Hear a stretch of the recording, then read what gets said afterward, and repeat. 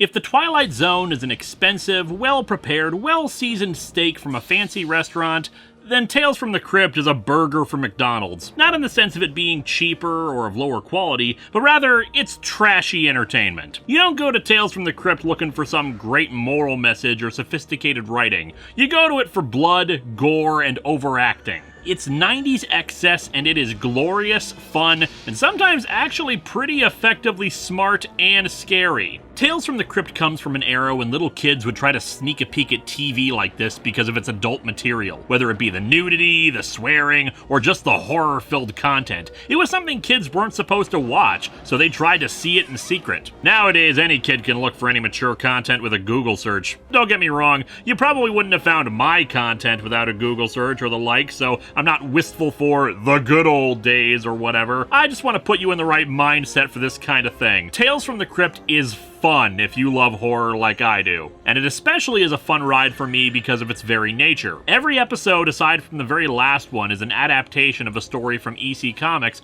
like the titular Tales from the Crypt, the Vault of Horror, the Haunt of Fear, the Crypt of Terror, and dear lord, there are a lot of places where this stuff hangs out. This wasn't the first attempt to adapt EC Comics, though. There were 2 British anthology films in the same vein that took a bunch of stories and gave them the treatment. They're okay, but the show really captured the same kind of entertainment value you got out of the old stories. Hell, gotta love the TV show's Crypt Keeper more. Rotting corpse puppet man who makes terrible puns, or dude in a brown cloak who sits down and makes vaguely threatening remarks to the people he's talking to. You make the call! As with my past lists, I should point out that this isn't some quantitative judging of the best episodes of the show. Tastes are subjective, so these are just the ones that I love and will often revisit over and over again. You think there's one that's better? Great! Make your own list. These are my top 15 favorite Tales from the Crypt episodes. Number 15, Mute Witness to a Murder. A woman named Susan observes a man murdering his wife from across her balcony in another apartment, and the shock of it causes her to go mute. Her husband, not having seen it, calls a doctor for help, but coinkydink of all coinkydinks, the doctor who shows up is the murderer. In her panicked state, she can't write that little detail down, and the doctor figures out that she knows, injecting her with drugs and having her committed to a mental hospital. He keeps her sedated and makes it clear that he's gonna keep her there for the rest of her life. While I just admitted that I don't really go into Tales from the Crypt for any kind of deep meaning, it wouldn't surprise me if this was meant to be a commentary on how often women are silenced, treated as irrational or mentally ill, either by people not understanding them, or just so they can be preyed upon by evil men. You feel so much sympathy and worry for Susan, and what's going to happen to her. She endures so much, loses so much, and it's all the more satisfying when the end comes and the doctor gets what's coming to him. Well, that was quite a scream, wasn't it, kids? Number 14. Lover, come back to me. This is season 1, where they hadn't quite really perfected the Crypt Keeper yet, so just FYI, if you start watching the show, he's not quite as energetic as he'd be later on. Anyway, a woman named Peggy marries a man named Charles against the advice of her aunt, who suspects that he's only marrying her for her money. As they drive off for their honeymoon, they get stuck at an abandoned mansion in the middle of a thunderstorm. It's very quickly clear that the guy's a douche, barely keeping his contempt for the woman contained as, well, yeah, he intends to kill her and steal her money. It sucks because she comes across as so sweet and innocent, wanting to only have sex after they're married. But then weirdly, after they finally do, he dreams of her parents in the same house, having sex in front of the fire, before the mother hacks him to pieces with a huge axe. After all, love goes sour so quickly after marriage. Best to just end things now while it's still so passionate. And it's an attitude that Peggy agrees with, chopping him up so that their love will be perfect for all time. The plot and the acting in this one aren't particularly special, but what I enjoy about it is the atmosphere. A dark, disused mansion, rain, thunder and lightning, fireplace. It reminds me of the old dark house genre and almost feels like a ghost story is going to start up at any time. And it technically does via the dream, but with an enjoyable little twist. Ah, a love story that will last forever. Talk about family traditions. Number 13. A slight case of murder. This one's from the final season, where things got a bit different. The show's production was moved from California to the UK. From what I could find, it was mostly because they felt they had exhausted most of the California-based actors and locations they could use at the time, and wanted some fresh faces and looks. Hence, every season 7 episode features British actors more, or at least having more stories set in England. It works for the most part. Anyway, a mystery novelist is home alone in a small village and has to deal with so many annoyances. A nosy neighbor who keeps wanting her to give props on her own work, worries about being stalked, her separated husband who's come by to threaten her with a gun. You know, the usual things that bug writers. He intends to kill her before she can divorce him and get the royalty money on her just-finished new book, but he keeps getting interrupted. The nosy neighbor, said neighbor's son who thinks she's in love with him, the fact that he apparently buried her with her car keys so he can't make his escape, the fact that she's not dead and unburies herself. Jeez, this whole thing is almost like a cheesy pulp novel. And that's why I like it. There are so many twists and turns with this, so that while it's not especially gory, it is very entertaining, and you just want to see where things go next. From writing novels to screenplays. Number 12.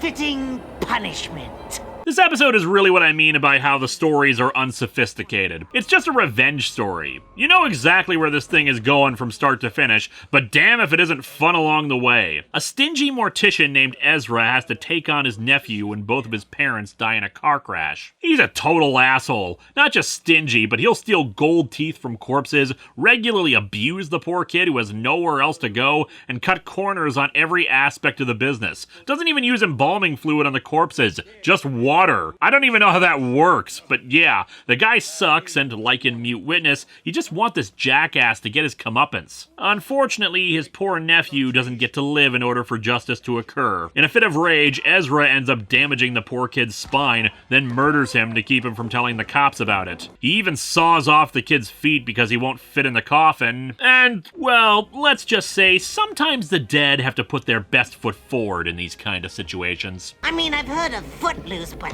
yikes! Number 11. Maniac at Lodge. There are a few kind of horror stories that I really like and will tend to seek them out. Haunted house stuff, found footage.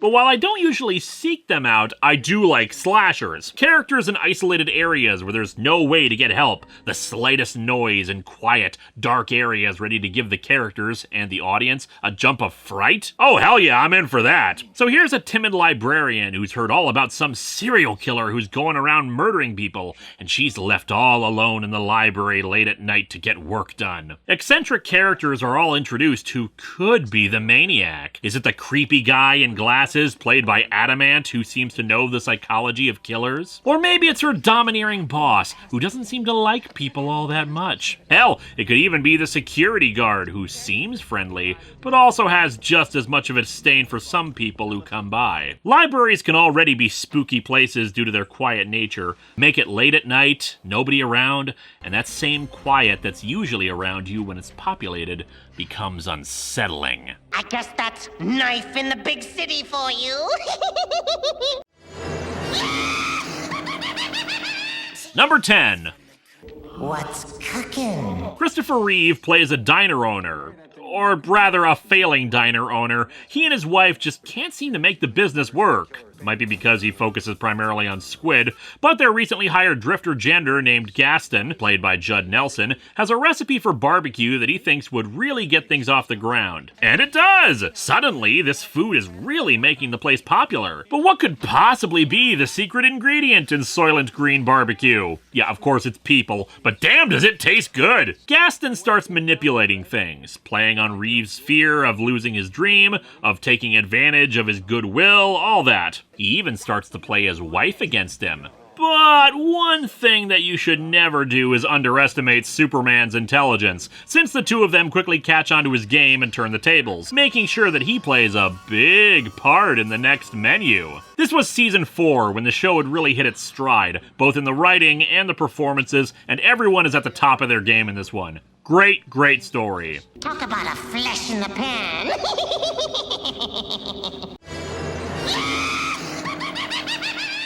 Number 9. Creep course. Yes! A nerdy college student is tricked by a jock played by Anthony Michael Hall to steal the upcoming midterm test answers from their Egyptology professor's house. Being his best student, he's happy to let her in. Inside his house, he even has the actual burial chamber of Ramseth, a mummy who died before he could consummate his relationship with an Egyptian princess named Nefra. According to legend, to keep the mummy from going on a rampage, they'd sacrifice a maiden to the mummy, who would in turn kill the maiden because it wasn't his precious Nefra. It turns out the test scores were a trick. The jock and the professor, played by Jeffrey Jones, were working together the whole time. The poor girl is getting sacrificed to Ramseth. For the professor, it's to keep up the annual ritual, while for the jock, he gets a passing grade on the midterm. Though the professor betrays him using an old Egyptian concoction to make his organs liquefy. So, professor gets away with this? Well, no. It seems the girl was paying attention in class and pretends to be Nefra. And well, she's naturally a bit pissed at the professor for this. This episode can be a bit uncomfortable because of Jeffrey Jones's history. If you don't know what I'm talking about, look it up. But by that same token, it's fun to see him get killed by a mummy. I do love this episode, though. I love mummies, and they do not get enough representation in horror, and this is a damn good mummy story. The only reason it's not higher on the list is because of the ending. Not the professor dying, but a short scene afterwards where the girl gets arrested for mummifying the two for a class project. It just seems unnecessary, as if the show is punishing her for getting revenge on these murderous assholes. You know what they say, kiddies? Nefra, say Nefra again.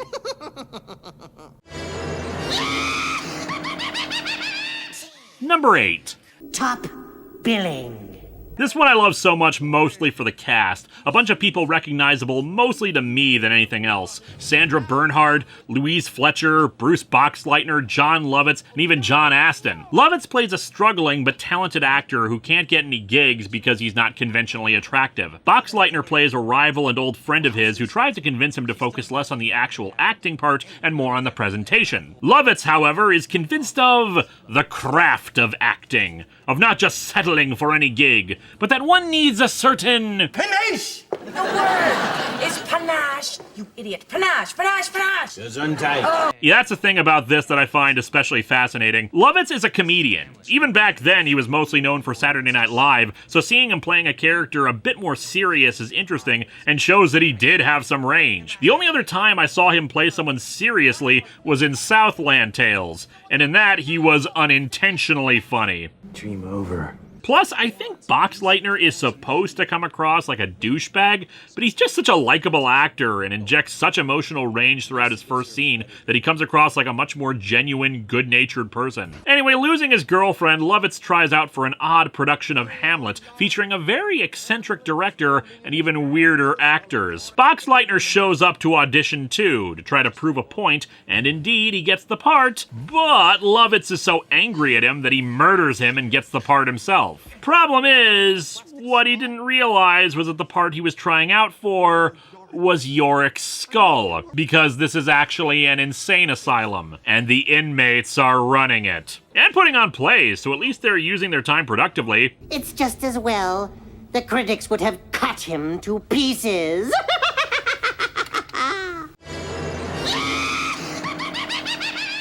Number 7. Comes the dawn. I should note that there's another episode called Came the Dawn, which is completely different from this one. You'd think with the similar titles they'd change one, otherwise it sounds like a prequel or something. But yeah, we're talking about the one from season 6. In this one, 2 former soldiers turned poachers, played by Michael Ironside and Bruce Payne, are in Alaska to hunt for bears. When they mention what they're in the area for, the bartender mentions that her ex, an Alaska native named Jerry Drumbeater, could be helpful, but she doesn't take kindly to poachers and tries to call the sheriff on them. They kill her and find Jerry, who at first refuses to help, until it's revealed that she was in Operation Desert Storm alongside Michael Ironside, and in fact her unit was saved by an attack order he gave. Then she agrees. I love winter horror, and there isn't enough of it. A good winter horror story makes you feel how cold it is, how perilous it is to be outside of a warm house, and a snowstorm can beat at your skin and make it just as treacherous as any killer. Anyway, things quickly deteriorate when Jerry tries to play them against each other unsuccessfully. But when the 2 poachers venture deeper into the cold,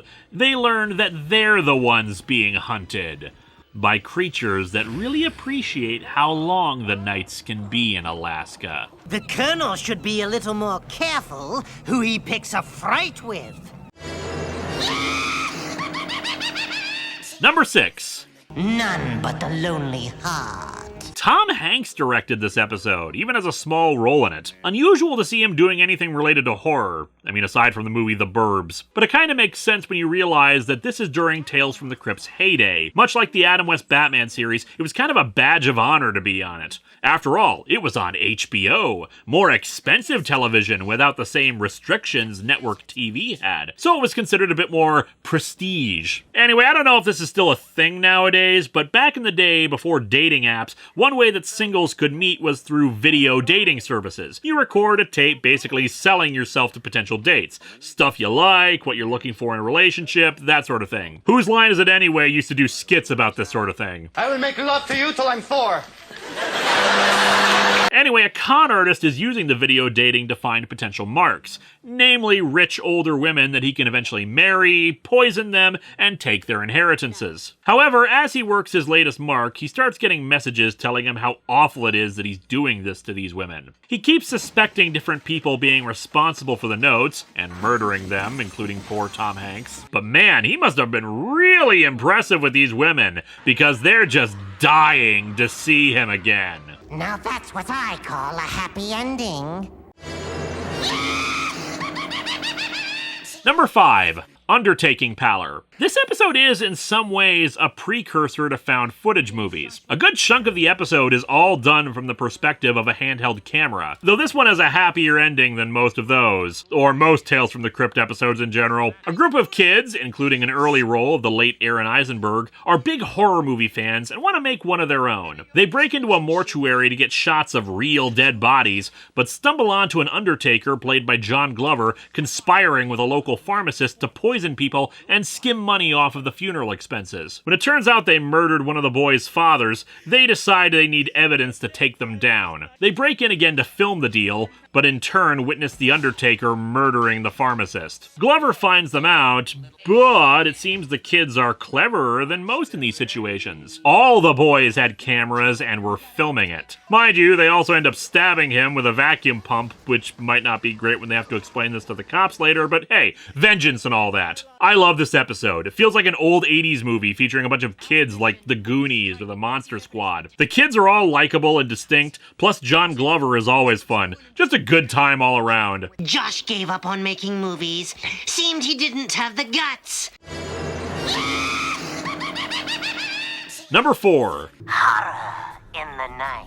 Haunted houses are fun, but how about a haunted hotel room? A jewel thief is shot by his partner, but manages to escape with the loot. Injured and his car damaged in the shootout, he retreats into a seedy little hotel to plan his next move. Things are weird right when he comes in, feeling like he recognizes the receptionist but can't place him. In fact, the whole place is familiar and unsettling for him. His attempts to call outside the hotel for assistance fail, and he meets a woman in the lobby before passing out from his injury, and she takes him back to his room. The weirdness just keeps on coming. He keeps waking up the same way in the bed, as if she just brought him to the room. In one of the repetitions, someone bursts into the room and shoots him. Another, the room fills up with blood. It just keeps going on for the guy. What's the deal with this place and his connection to it?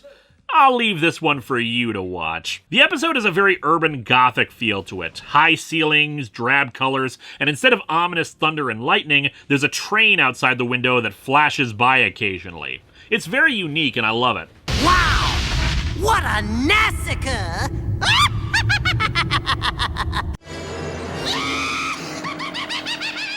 Number 3. The new arrival. David Warner plays a child psychologist with a talk radio show whose ratings are going down. A frequent caller, played by Zelda Rubinstein, has been annoying them for some time about her daughter Felicity. Now she just can't get her under control. Desperate to keep his show's time slot, he decides to make a house call out to Felicity to finally get things in order. Things are messed up from the moment they arrive. They hear Felicity screaming, the doorbell produces an electric shock, and frankly, the entire atmosphere of the house is just creepy and unnerving. Great camera work in this one. Some of it is probably to account for Zelda Rubinstein's height compared to the other actors, but it does end up creating a lot more dynamic cinematography. But yeah, the place is creepy as all hell. Aside from Felicity's constant screams, Zelda claims that Felicity's father is away in World War II and will be home any day now, ignoring of course that this is set in the present day. She's also got tons of child psychology books and thinks they were all quacks. We finally see Felicity,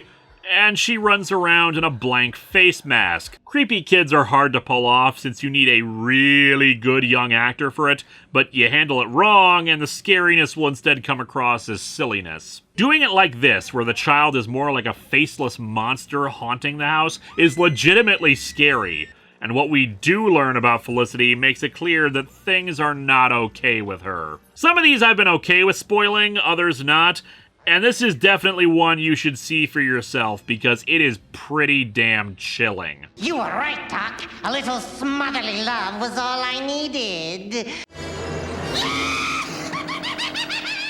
Number 2. Television terror. As I said earlier, I love haunted house stuff. I especially love haunted house stuff that does something unique with it. In this case, while the idea of a TV crew exploring a haunted house is nothing new, the 20-minute running time forces things to escalate fairly quickly, creating a perfect little short story with quick establishment of character and buildup of the tension, and it is handled so damn perfectly. Morton Downey Jr. plays a sleazy talk show host named Horton Rivers, so basically the role he was born to play, given he was kind of the poster child for this kind of thing. Yeah, his show predated Jerry Springer's. Only now he's doing a live show inside of a haunted house. It was a boarding house where the landlady would torture and murder the elderly guests to get their social security checks. The ghosts do not screw around. Within minutes of him entering, there's a bloody ghost in a bathtub. The cameraman doesn't see it at first, but instead of dragging out the, "oh, he's just crazy and seeing things" thing, suddenly all hell breaks loose. Objects moving on their own, blood spurting from walls, his cameraman getting hung from the ceiling as the other ghosts chase after him, including the landlady herself with the chainsaw. He pleads for help, but his crew, who he spent the entire episode being a dick to, decide to leave him in there. The ratings are just too damn good. Like Undertaking Power, it feels a bit like a precursor to found footage movies, since we see a lot of shots in the program from the camera's perspective. Although given the nature of the program, I'd say if it's like any found footage movie in particular, it'd be the WNUF Halloween special. No wonder he's such a hit on live. Or is it dead TV? Before I hit the number 1, some honorable mentions. Report from the grave. It has some great atmosphere, kind of a weird Frankenstein-esque vibe with ghosts added in, but the acting isn't exactly up to par. The Man Who Was Death. The first episode, and a good one. Always love William Sadler. For a series known for very over-the-top performances, he does a great job as a bit more of a subdued executioner who loses his job and decides to start killing people himself. Forever ambergris. Roger Daltrey and Steve Buscemi are photographers in a war zone, with Buscemi as an up-and-comer that Daltrey can't stand, getting him exposed to biological weapons so he can murder him and take his wife away. Features some absolutely gooey and disgusting special effects. You murderer.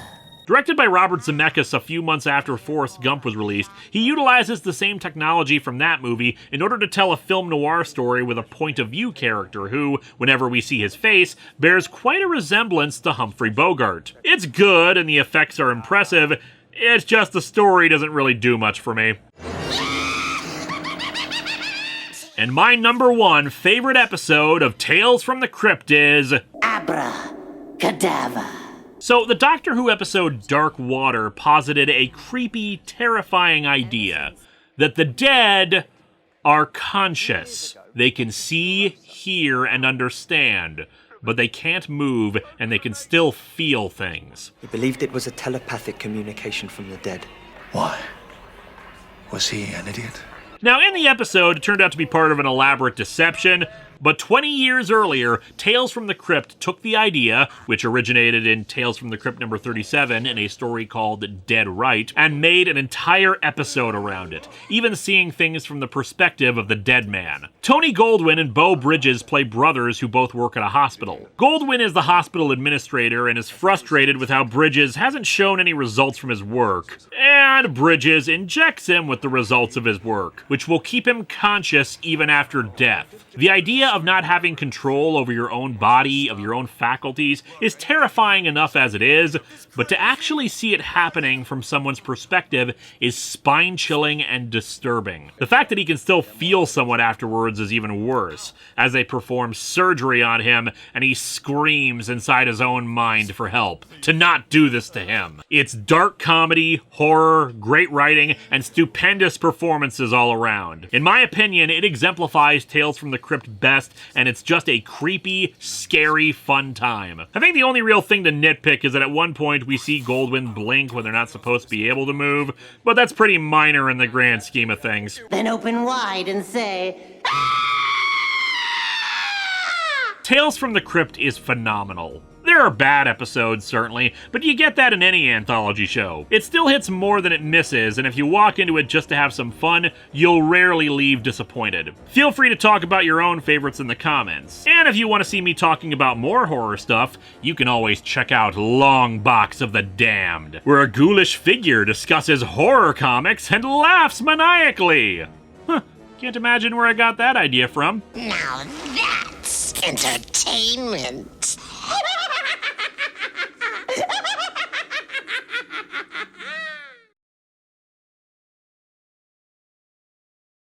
Hello, my friends. Please be sure to like this video, subscribe, hit the bell, and share it with others. And if you get a chance, maybe check out my Patreon.